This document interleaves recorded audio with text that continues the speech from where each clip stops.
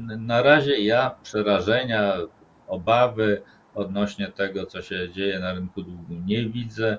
Czytam, że zagranica niechętnie kupuje nasz dług i bardzo dobrze.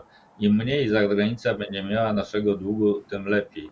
To ja ciągle mówię od wielu, wielu, wielu lat, dla własnych interesów również, zaznaczam, żeby nie było, że to ukrywam, że ja uważam, że inwestowanie w dług Polski, długoterminowe inwestowanie, powiedzmy od 3, 4, 5 i tak dalej lat, kupowanie obligacji na tak długi okres powinno być zwolnione z podatku Belki. No ale wtedy byśmy szybciej uporali się z zadłużeniem i byłoby to zadłużenie przede wszystkim polskie, tak jak w Japonii, gdzie 95% długu jest w Japonii, większość w banku japońskim, ale to inny temat.